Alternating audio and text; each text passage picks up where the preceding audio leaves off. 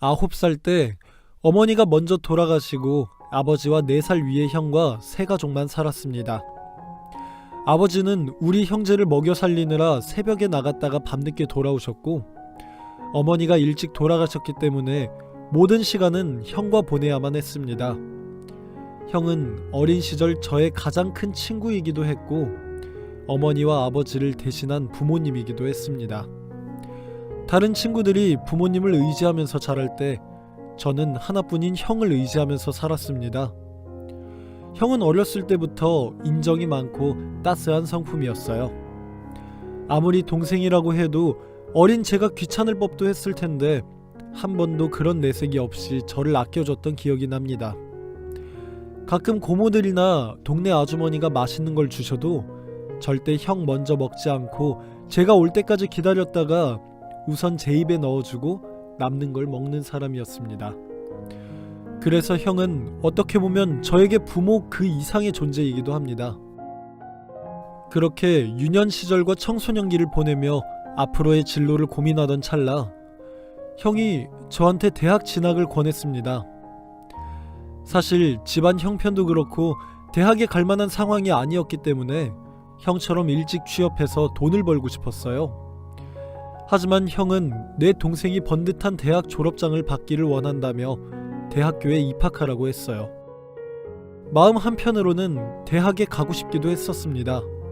공부를 곧잘 하는 편이라 제 사정을 아시는 담임선생님께서도 대학 입학을 포기하는 게 너무 아깝다고 말씀하셨을 정도였으니까요.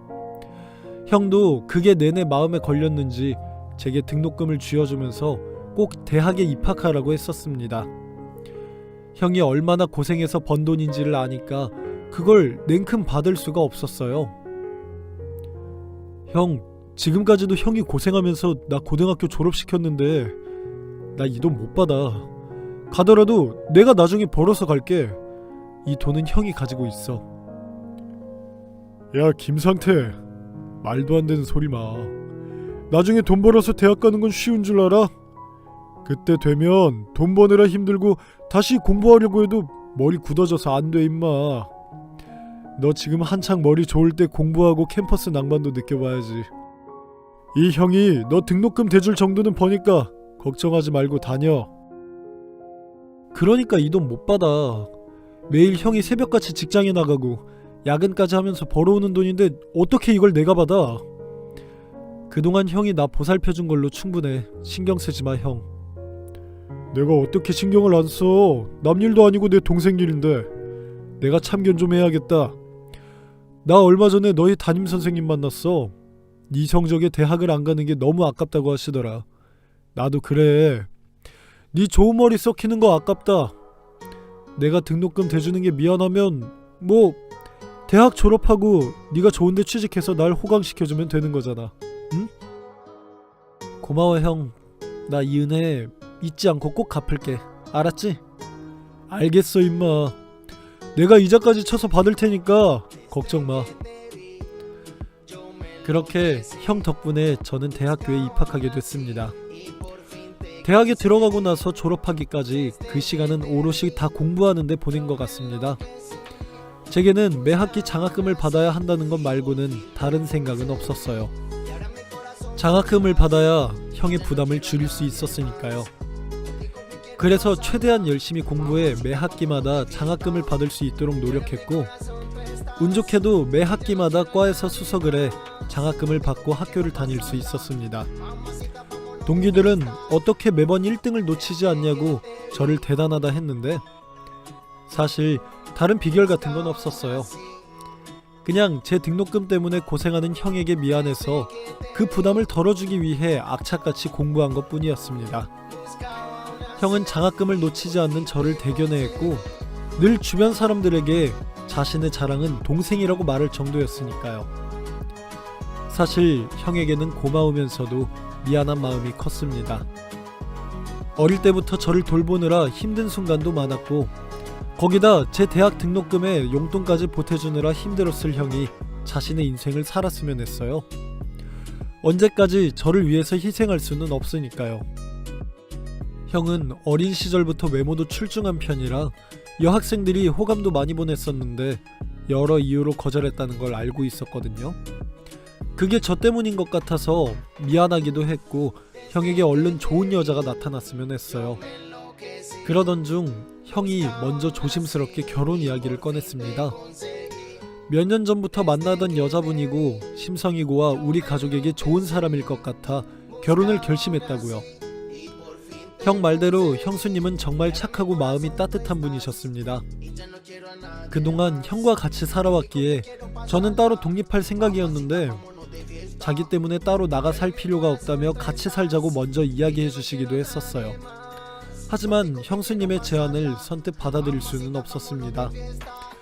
제가 같이 살면 신혼부부가 불편하기도 할 거고 늘 저를 위해서 희생해준 형이 결혼을 하면서 행복을 찾아가는 건데 제가 방해하는 역할이 되고 싶지는 않았습니다. 형도 저를 같이 살자며 붙잡았지만 이렇게라도 독립하는 게 맞다고 생각했어요. 형에게도 나 혼자 잘 살 수 있다고 지켜보라고 했는데 사실 혼자 자취를 한다는 게 쉽지는 않았습니다. 당시 직장에 취직하면서 몸도 바쁘고 새로운 생활에 적응을 하다 보니까 청소나 식사에 크게 신경을 쓰지 못했어요. 집에서는 거의 잠만 자고 나가는 상황이 되니 몸이 급격하게 안 좋아지더군요. 그래서 결국 탈이나 병원 신세를 지고야 말았습니다. 제 입원 소식에 형과 형수님은 한 걸음에 달려왔어요. 입원실에 누워있는 저를 바라보던 두 사람의 걱정스러운 표정은 아직도 잊혀지질 않습니다. 전화할 때마다 야근한다고 그러더니 내가 너 이럴 줄 알았어? 어? 혼자 나가 살면서 몸 생각도 안 하고 끼니도 제대로 안 챙겨 먹고 일하니까 이런 일이 생기지. 야, 젊은 총각이 이렇게 쓰러지면 어떡하냐? 걱정했잖아 임마. 형 미안해. 나 때문에 좀 놀랐지? 형수님도 놀라셨죠? 죄송해요. 근데 나 며칠만 잘 먹고 쉬면 되는 거래. 입원해서 며칠 쉬다 퇴원하면 되는 거니까 너무 걱정하지 마세요. 얼굴이 확 상했는데 고작 며칠 쉬는 걸로 되겠어요? 보니까 도련님 바쁘다는 핑계로 밥도 안 먹고 일만 한 것 같아요. 얼굴이 너무 많이 상했잖아요. 이제 더는 안 되겠어요. 네? 안 되겠다니 그게 무슨 말씀이세요? 나나 네 형수나 너 혼자 사는 거 더는 못 봐주겠어. 네가 왜 따로 나가 살려고 하는지 우리가 그 마음을 잘 아니까 자꾸 같이 살자고 하면 너한테 부담 줄까봐 참았는데 너 꼴이 이게 뭐냐? 독립하겠다고 나갔으면 잘 살아야지. 못 먹고 일하다가 20대 총각이 쓰러지기나 하고 말이야. 너 이렇게 사는 거 나 더는 못 봐. 그냥 우리 집으로 들어와라. 아니야 형. 내가 어떻게... 도련님이 신혼부부인 우리 편하게 살라고 집에서 나간 거 우리 다 알아요. 그런데 도련님 혼자 살면서 이렇게 건강이 안 좋아지는데 어떻게 모른 척해요. 그리고 나나 형이나 도련님이랑 같이 살았으면 좋겠어요. 형제가 우애 있게 같이 살면 얼마나 보기 좋아요. 그리고 나도 도련님이랑 같이 살면서 더 정도 붙이고 무엇보다 혼자 살면 제대로 잘 챙겨 먹지도 못할 텐데 내가 해주는 밥 먹으면서 살면 더 좋지 않겠어요? 지금 당장 도련님 집 가서 짐 빼올 테니까 그렇게 알아요. 형은 물론이고 형수님까지 저를 생각해주는 마음에 두 손 두 발 다 들고 말았습니다. 저를 위해서 저렇게까지 해주는 형과 형수님을 위해서라도 더는 거절하면 안 될 것 같아 집으로 다시 들어가게 됐습니다. 확실히 혼자 사는 것보다 생활에는 훨씬 안정감이 생겼습니다. 형수님이 워낙 음식을 잘하시기도 하고 매일 맛있는 걸 얻어먹다 보니 빠졌던 살도 금방 붙고 건강도 빨리 회복할 수 있었어요. 저한테 신경 써주신 마음이 너무 감사해서 제 나름대로 시간 날 때마다 청소도 하고 설거지도 하면서 형수님 짐을 덜어드리기 위해 노력했었습니다. 그럴 때마다 형수님은 우리 도련님이 1등 신랑감이라며 괜찮은 여자 소개시켜줘야 한다고 하시는 거예요. 당시 저는 결혼이나 연애에 큰 관심이 없던 시기였습니다. 당시 회사에서 인정받는 것 말고는 별 관심이 없었거든요. 언젠가 결혼은 하겠지 했지만 그 시기를 구체적으로 생각해 본 적은 없었습니다.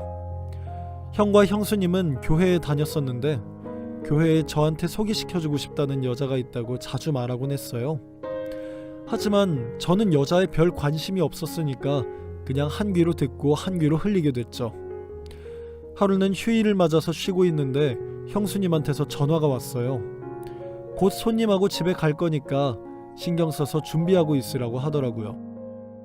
형수님 연락을 받고 어떤 귀한 손님이기에 이런가 해서 손님 맞을 준비를 했습니다. 이렇게 먼저 전화까지 하실 정도면 진짜 귀한 손님이겠구나 싶어 대청소도 해놓고 또 귀한 손님에게 지저분한 모습을 보여드리는 건 예의가 아닐 것 같아 씻고 깔끔한 옷으로 갈아입고 기다렸어요. 그러고 나서 저녁 때쯤 형과 형수님 그리고 말했던 손님이 같이 왔는데 처음 보는 여자분이었습니다. 머리는 어깨쯤 오는 생머리에 하얀 피부를 가진 여자가 우리 집으로 들어오는데 그 순간 첫눈에 반해 어떻게 첫 인사를 나눴는지도 모르겠어요. 제가 멍하게 있자 저를 방으로 데리고 들어간 형은 여자분 인상이 어떠냐고 넌지시 물어봤어요. 버벅거리며 대답을 못하자 형과 형수님이 저에게 소개시켜주고 싶은 여자분이라면서 마음에 들면 잘해보라고 하는 겁니다. 예전에 이야기할 때는 흘려듣기만 했었는데 저도 당시 그렇게 첫눈에 반할 줄은 몰랐어요. 교회 반주자였고 대학에서도 음악을 전공해 아이들을 가르치고 있는 여자였습니다. 원래 숫기가 없는 편이라 먼저 호감을 표현한 적이 거의 없었는데 이번에는 놓치면 안 될 것 같다는 생각이 들었어요. 같이 저녁을 먹고 집으로 데려다주면서 먼저 데이트 신청을 했습니다. 그녀도 제가 싫지 않은 듯 데이트 신청을 받아줬고 그 다음 주말에 함께 영화를 보고 공원을 걷고 저녁을 먹었습니다. 이게 저와 제 아내의 첫 만남이었어요. 저희가 교제하기로 했다는 말을 듣고 형과 형수님이 기뻐해줬었던 기억이 납니다. 특히 형수님은 저희 두 사람이 서로 잘 맞을 줄 알았다면서 우리 두 사람의 만남을 축복해줬습니다. 여자에 별 관심 없던 저는 미래의 동석감으로 제 와이프를 점찍어준 형수님 덕분에 1년 정도 만나고 결혼을 앞두게 됐어요. 양가 상견례를 했던 날 형이 오더니 통장 하나를 건넸습니다. 이게 뭐냐고 물으니 저 결혼할 때 주려고 형수랑 같이 모은 돈이라고 하더군요. 형, 나도 돈 있어. 회사에서 월급 꽤 받은 거 알잖아. 이 돈은 갖고 있다가 나중에 필요할 때 써. 야 임마, 나도 너 돈 있는 거 알아. 너 좋은 직장 다녀서 월급 많이 받는 것도 알고. 그래도 이건 내가 형으로서 너 결혼할 때 쓰라고 모아놓은 거야. 형이랑 네 형수 성의를 생각해서라도 받아. 내가 이 돈을 어떻게 받아? 형이랑 형수님이 오히려 나한테 돈을 받아야지. 나 미안하고 염치 없어서 못 받아. 너 진짜 섭섭하게 형 앞에서 염치 따질 거야? 형제끼리 미안하고 염치 없는 게 어딨어. 많은 돈 아니니까 그냥 결혼 선물이다 생각하고 받아. 알았지? 그게 아니라 나는 형한테 매일 받기만 해서 그렇지. 대학 다닐 때 등록금도 그렇고 형 결혼하고 나서도 형수님이 나까지 챙겨주시는데 그게 미안해서. 그 말을 하는데 왈칵 눈물이 터졌습니다. 어렸을 때부터 늘 형에게 받기만 했던 게 생각나기도 하고 저는 생각도 못하고 있었는데 제 결혼을 위해 형과 형수님이 한 푼 두 푼 모았다는 게 너무 고맙기도 해서요. 동생이 되어서 뭐 하나 해주지는 못할 망정 늘 형을 힘들게만 하는 건 아닌지 미안한 마음도 들었습니다. 그러자 형이 제 옆으로 와서 어깨를 두드려줬습니다. 상태야, 어렸을 때부터 똑똑하고 공부 잘하는 네가 내 자랑이었어. 네가 있어서 너한테 못난 모습 안 보여주려고 나도 더 열심히 살았다. 그런 내 동생이 이렇게 다 커서 결혼을 한다고 하니까 내가 정말 뿌듯하고 감격스러워. 그러니까 미안하게만 생각하지 말고 네 형수랑 내가 주는 선물이라고 여기고 잘 받아줬으면 좋겠어. 고마워 형. 형이랑 형수님 마음 생각해서 잘 받을게. 그리고 나 결혼해서도 잘 살게. 앞으로 두고두고 형한테 은혜 갚아야지. 너 분명히 은혜 갚는다고 했다. 이 형님한테 언제 은혜 갚는지 내가 두고두고 지켜볼 거야. 형은 그 순간에도 제가 마음이 무겁지 않도록 배려해주는 사람이었습니다. 덕분에 형과 형수님의 감사한 마음을 받을 수 있었고 결혼식까지 문제없이 잘 진행되었습니다. 저와 제 와이프 그리고 형 내외까지 4사람은 서로 화목한 가정을 이루면서 살아갔습니다. 다른 집들은 형제끼리 싸우기도 하고 형님과 동서 사이에서는 시기 질투도 있다던데 저희는 한 번도 그런 일 없이 우애가 참 좋았어요. 그래서 주변에서도 너희 형제는 결혼해서도 참 보기 좋은 가족이라는 말을 참 많이 들었습니다. 서로의 가정이 안정이 되니 좋은 일도 많이 일어났어요. 형수님이 임신 소식을 알려왔습니다. 아이가 빨리 생기지 않아 걱정이라고 했었는데 그때 조카가 찾아와 준 거예요. 형수님의 임신 소식을 듣고 제가 다 감격할 정도였습니다. 조카가 태어났을 때 그 어린 아기의 얼굴을 보니 정말 신기했어요. 어떻게 형님 내외를 이렇게 반반 닮을 수 있는지 놀랍기도 했고 아기가 정말 귀여웠어요. 커가면서 걸음마도 하고 어설픈 발음이지만 저한테 삼촌 하면서 저를 따르는 모습에 반하기도 했었습니다. 조카 딸의 재롱을 보니 저도 아이를 갖고 싶다는 생각이 들었었어요. 하지만 와이프에게 부담을 주는 것 같아 고민하던 찰나 와이프가 할 말이 있다면서 조심스럽게 저를 불렀습니다. 저는 무슨 큰일이 난 줄 알고 걱정했었는데 한참을 뜸을 들이다가 한 말은 제가 아빠가 된다는 이야기였어요. 상태씨한테 미리 이야기하고 싶었는데 확실해지면 말해주고 싶어서 병원 다녀올 때까지 참았어. 우리 이제 엄마 아빠 된대. 고생했어 당신. 내가 아빠가 된다니 정말 안 믿긴다.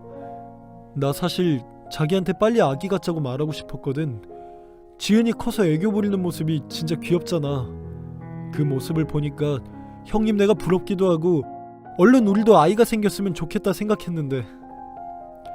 나도 그랬어. 형님네 갈 때마다 지은이가 우리한테 안기는 것도 귀엽고 자기가 좋아하는 모습을 보면서 우리 아이 생기면 얼마나 예뻐할지 눈에 선하더라고. 그래서 얼른 아이 갖고 싶었는데 이렇게 딱 임신이 됐네? 그러게. 고마워 당신. 내가 앞으로 더 잘할게. 우리 아이 정말 잘 키우자. 그 말을 하면서 저도 모르게 약간 울컥했던 것 같습니다. 제가 평소에도 눈물이 좀 많은 편인데 또 울먹거리자 와이프가 눈물을 닦아주면서 울보라고 놀렸던 기억도 나네요. 아내의 임신 소식을 알리자 형님 내외도 자기 일처럼 기뻐해줬습니다. 너무 귀여운 조카 지은이에 이어서 우리 아이가 태어난다는 생각을 하니 마음이 막 벅차오르기도 했었어요. 그렇게 몇 달이 지나고 저희 가정에도 공주님이 태어났어요. 조카의 재롱을 봐서 그런지 딸이었으면 좋겠다는 생각을 했었는데 그 바람이 이루어져서 정말 기뻤습니다. 아이 낳느라 고생한 아내에게 고맙다는 인사를 하고 아기를 보는데 정말 그 순간은 세상을 다 가진 것 같았어요. 형과 저는 어떻게 똑같이 첫 딸을 낳았냐며 서로 웃었던 기억이 납니다. 우리 딸이 태어나고 형님 가족하고는 더 가까운 사이가 됐어요. 몇 년 빨리 태어났다고 조카가 우리 딸 하연이를 잘 돌봐주기도 했고 아이 아빠가 되고 보니 형과 더 많은 것을 공유할 수 있는 기분이었습니다. 그저 나가놀기 좋아하던 어린애들이 한 아이의 아빠가 되고 가정의 가장이 된 거니까요. 서로 가장의 책임감도 나누고 또 어릴 때를 추억하기도 하면서 많은 시간을 보냈었습니다. 그러던 중 형님 내외의 결혼기념일을 맞이했습니다. 둘이서 여행 한번 다녀왔으면 하길래 그럼 지은이는 우리가 돌봐줄 테니 오랜만에 두 사람 신혼 때 분위기 내면서 여행 다녀오라고 해줬어요. 형님 부부도 무슨 일 있을 때마다 우리 아이를 잘 돌봐주던 터라 아내도 걱정 말고 다녀오시라고 했었어요. 아이를 키우다 보면 아이 때문에 더 가까워지는 것도 있지만 한편으로는 부부 둘만의 시간을 갖기가 어렵잖아요. 결혼기념일이기도 하고 아이 걱정 없이 편하게 데이트를 했으면 하는 마음에서 조카를 우리가 봐주기로 했었습니다. 조카를 우리 집에 맡기고 가면서 형수님이 고맙다는 말씀을 참 많이 했었어요. 서방님 그리고 동서 너무 고마워요. 지은이만 맡기고 가려니 우리가 면목이 없네. 에이 형수님 그게 무슨 말씀이세요. 제가 형이랑 형수님한테 신세진 거에 비하면 이건 아무것도 아니죠. 두 분 결혼기념일 여행이니까 좋은 시간 보내고 오세요. 그러게요. 형님이 우리한테 해주신 게 얼만데요. 우리가 지은이 잘 보고 있을 테니까 걱정 말고 다녀오세요. 아주버님한테 맛있는 것도 많이 사달라고 하시고요. 재수씨, 안 그래도 나 저 사람한테 용돈 받아 사느라고 요즘 거지예요. 저 사람이 날 사줘야 한다니까요. 에이, 우리 형 또 엄살이네. 형수님, 형이 돈 없다고 해도 무조건 사달라고 해요. 이런 날은 남자가 쏘는 거지.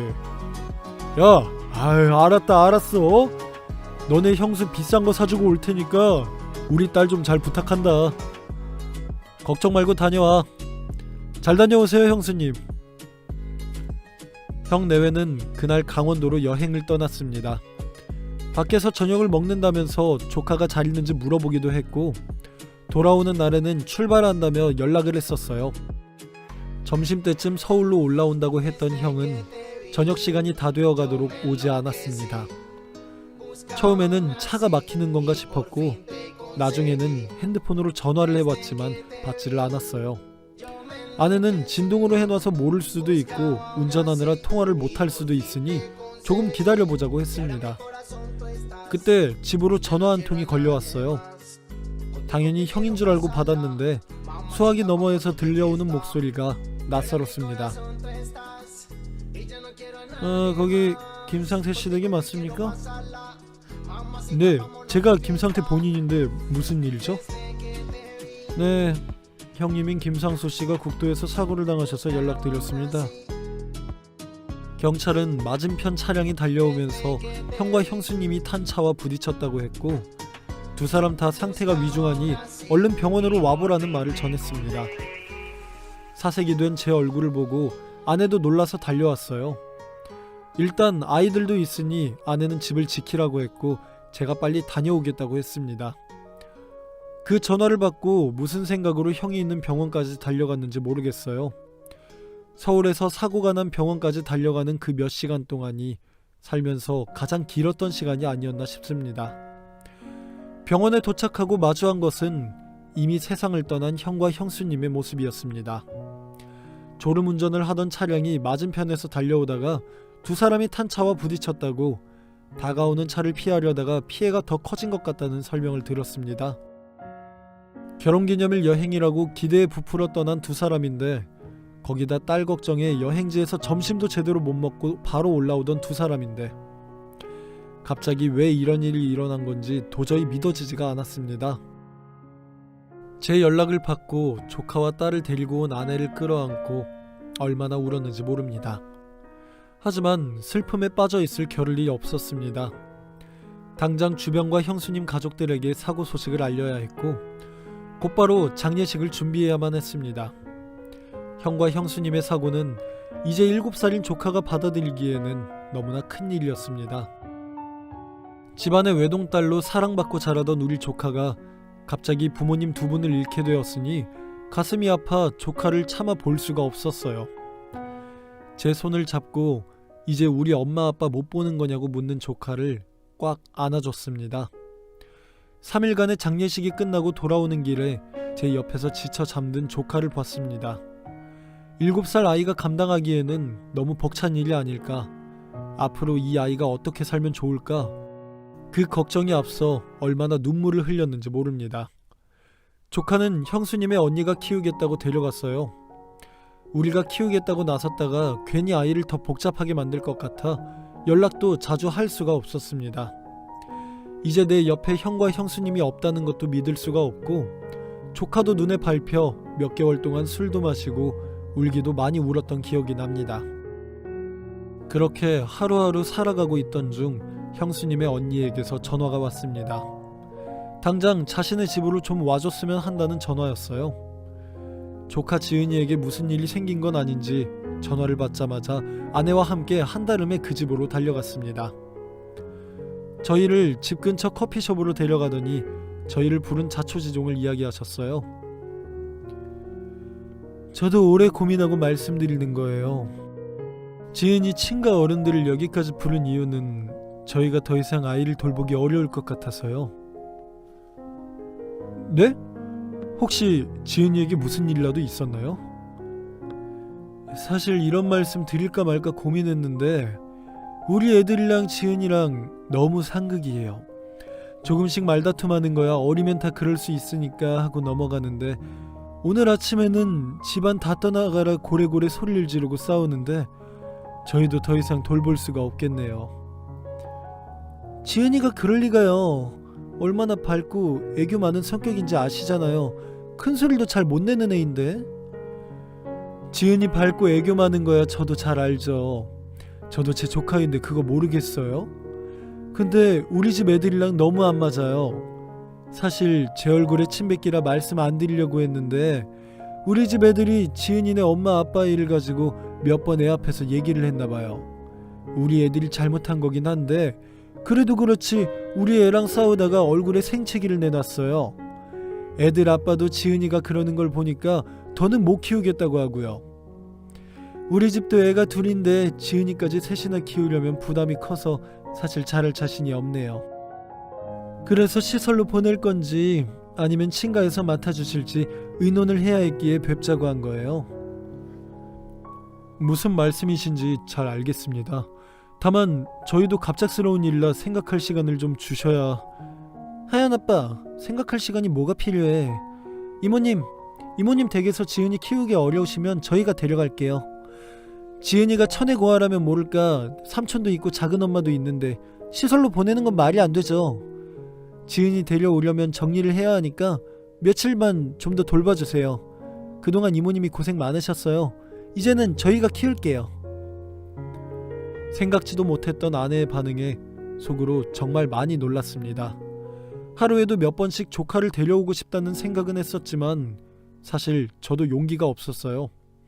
이 말을 하면 아내가 어떤 반응을 보일지 걱정되기도 했고 또 아이 하나를 더 키운다는 게 말처럼 간단한 일은 아니기 때문에 마음이 정말 복잡했어요.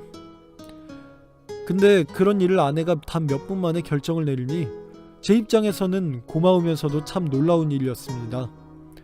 그렇게 지은이를 데려오기로 결정한 날 집으로 돌아오면서 와이프와 깊은 대화를 나눴어요. 나 솔직히 당신이 지은이 키우자고 할 줄은 몰랐어. 그래서 이모님 앞에서 그 말할 때 많이 놀랐다. 나는 지은이 때문에 아무 생각 없는 줄 알았어? 아주버님이랑 형님 그렇게 떠나고 나서 당신 말수도 줄어들고 조카 때문에 고민하는 거 내가 누구보다도 잘 알지. 나라고 왜 고민이 없었겠어요. 하연이 하나 잘 키우기도 힘든 세상인데 우리가 잘 키울 수 있을까 걱정도 되고. 근데 오늘 이모님 애들이랑 싸웠다는 말을 들으니까 순간 너무 속상한 거야. 지은이가 그럴 애가 아닌데 그렇게 싸웠다는 말을 들으니까 애 맘속에 얼마나 상처가 많았나 싶으면서 그 집에는 더는 두면 안 될 것 같더라. 우리가 이제 형님이랑 아주버님 대신해서 지은이 잘 키우자. 당신도 벌고 나도 피아노 레슨 조금씩 다시 시작하면 애 둘 키울 벌이는 충분하겠지 뭐. 고마워. 하나뿐인 형이 남기고 간 피부치인데 내가 돌봐주지 못하는 것 같아서 늘 미안했거든. 지은이 마음에 상처받지 않게 우리가 잘 해주자. 이런 결심해줘서 정말 고마워. 자꾸 울지 마요. 우리가 데려오는 이상 조카딸 데리고 사는 거 아니고 우리한테 친딸 하나가 더 생기는 거야. 그렇게 생각하고 앞으로 상처받지 않게 정말 우리 딸이다 생각하고 키워요. 저보다 더 따뜻한 마음을 가진 아내 때문에 그날 참 많이 울었습니다. 이렇게 형에게 받은 사랑을 갚는 거구나 싶기도 하고 눈에 넣어도 아프지 않을 우리 조카를 데려올 수 있어서 얼마나 다행이었는지 모릅니다. 아내는 집에 돌아오자마자 제 서재로 쓰던 방을 새롭게 단장해서 지은이를 맞이할 준비를 했습니다. 정말 자기 딸처럼 키우겠다더니 도배며 가구며 새로 싹 들여놓더라고요. 그러면서 우리가 약속한 게 있습니다. 우리는 절대 아이에게 상처를 주지 말자. 친딸이라 생각하고 마음으로 품자고 말입니다. 그렇게 모든 준비가 끝난 뒤 지은이를 우리 집으로 데려왔고 그날부터 한 가족이 되어 살게 되었습니다. 그 뒤 저희는 아들 하나를 더 낳아 딸 둘의 아들 하나로 다복한 가정을 이뤘습니다. 한 가지 마음 아팠던 건 형과 형수님 일을 겪은 이후 지은이가 많이 조용해지고 또 성숙해졌다는 점이었습니다. 장난도 치고 말썽을 부려도 좋을 나이인데 마음의 상처가 깊은 것인지 예전보다 조용하게 변한 성격이 저희 마음을 많이 아프게 했어요. 특히 사춘기가 시작되면서 아이에게 다가가는 게 더 힘들어졌습니다. 혹시라도 잘못했다가는 아이와의 거리가 더 멀어지는 건 아닐까 싶어 저나 애들 엄마나 늘 조심스러웠고 막내가 태어나면서 소외감을 느끼지 않을지 더 신경 썼던 기억이 납니다. 지은이는 언제나 모범생이었어요. 형과 형수님을 닮아 반듯하고 바른 성품 때문에 친구들과의 사이도 좋았고 공부도 늘 전교 1, 2등을 다퉜습니다. 저나 아내는 엇나가지 않고 잘 자라주는 것만으로도 정말 감사한 일이라 생각했습니다. 또 한 가지 다행인 건 지은이가 하연이는 물론 막내인 재민이와도 정말 잘 지낸다는 거였습니다. 지은이가 우리와 함께 살게 된 게 하연이 4살 때였으니까 하연이와 재민이에게 지은이는 친남매였습니다. 저희도 굳이 예전 이야기를 하지 않았습니다. 지은이가 사춘기라 예민해질까봐 염려가 됐고 저나 아내나 세 아이 모두를 전부 우리가 낳은 자식이라고 생각하고 키웠기 때문에 굳이 말할 필요성을 느끼지 못했습니다. 나중에 더 크고 나서 지은이가 동생들에게 말하고 싶다고 할 때 그때 아이들에게 말해주려고 했었습니다. 저희 부부의 예상보다 그런 순간은 빠르게 찾아왔습니다. 가족 앨범을 보던 둘째와 셋째가 형과 형수님 그리고 지은이 3사람이 같이 찍은 사진을 보게 됐고 큰애와 사진 찍은 사람들이 누구냐고 물었습니다. 말해줘야 하나 고민하던 찰나 아내는 뭔가 결심했는지 아이들에게 지난날의 이야기를 해줬습니다. 지은이가 우리 가족이 된 사연에 대해서 모두 들려주게 됐는데 아이들의 반응도 걱정이었어요. 혹시라도 친언니로 누나로 알던 큰애를 다르게 대하지는 않을까 해서 순간 많이 긴장됐습니다. 하지만 두 아이 모두 언니이고 누나인 건 변함없다면서 오히려 우리를 안심시켰어요. 중학생, 초등학생으로 아직 어리게만 봤었는데 우리 아이들이 이렇게나 잘 자랐구나 싶어 저나 집사람이나 마음이 따뜻하던 하루였습니다. 그렇게 시간이 지나 지은이가 대학을 갈 나이가 되었어요. 지은이는 수능 시험에서도 좋은 성적을 받았고 우리나라에서도 알아주는 명문 대학교에 입학하게 되었습니다. 좋은 학원이나 과외를 보내주지 못했는데도 워낙 자기 공부는 자기가 알아서 한 아이라서 정말 대견했어요. 그러던 중 아이가 저희 앞으로 택배를 하나 보냈어요. 뭔가 해서 집사람이랑 둘이 열어보니 그 안에는 지은이가 그동안 써놓은 일기장과 선물 그리고 직접 쓴 손편지가 들어있었습니다. 우리에게 보낸 게 맞나 싶어 확인하니 엄마 아빠라며 다정하게 우리 앞으로 쓴 편지를 확인할 수가 있었습니다. 그 편지 안에는 그동안 말로 전하지 못했던 아이의 진심이 고스란히 다 들어있었어요. 자신을 친딸로 받아주고 키워준 우리를 향한 고마움과 늘 조심스럽게 대하는 걸 알면서도 먼저 다가가지 못해 죄송했다는 이야기가 담겨 있었습니다. 그리고 이제부터 엄마 아빠에게 효도하겠다는 다짐과 함께 아르바이트해서 번 돈으로 우리 부부 커플티까지 사서 보냈어요. 12년의 세월이 담긴 일기장과 딸아이의 손편지를 읽으며 우리 부부는 서로 부둥켜 안고 주저앉아 오열할 수밖에 없었습니다. 정말 그날만큼은 형과 형수님이 세상을 떠난 날만큼이나 엉엉 울었던 것 같습니다. 늘 먼저 다가가면 깨질까봐 손 내밀어 주기만을 기다렸던 우리 큰딸이 이렇게나 우리를 생각하고 있었다니 그 진심을 확인하는데 어떻게 안 울 수가 있었을까요? 아내도 평소 눈물을 잘 흘리지 않는 편인데 그날만큼은 저를 안고 펑펑 울었습니다. 그렇게 지은이는 단순히 조카가 아니라 우리가 가슴으로 낳은 딸이 됐습니다. 그렇게 택배를 확인하고 온몸으로 오열했던 그날 지은이에게 전화가 걸려왔습니다. 아빠, 택배 받으셨어요? 그래, 확인했어. 아르바이트한 돈으로 내 용돈이나 쓰지 뭐하러 우리 옷까지 사서 보냈어. 안 그래도 되는데. 내가 지금까지 엄마 아빠한테 받은 것 많아도 직접 해드린 건 아무것도 없잖아요. 이번 기회에 선물 한번 해드리고 싶었어요. 그리고 두 분 다 제 맘 아시죠? 그래, 사실 우리 둘 다 네가 쓴 편지 받고 펑펑 울었어. 너 처음 우리 집 왔을 때 말수도 줄어들고 성격이 변해서 정말 많이 걱정했어. 힘들어도 엇나가지 않고 잘 커줘서 대견해. 그리고 우리를 진짜 엄마 아빠로 받아줘서 정말 고맙다. 사랑한다 우리 딸. 그렇게 또 한 번 우리는 더욱더 끈끈해지게 되었습니다. 지은이는 대학을 졸업하고 좋은 직장에 다니면서 성실한 남편을 만나 아들을 하나 낳고 잘 살고 있습니다.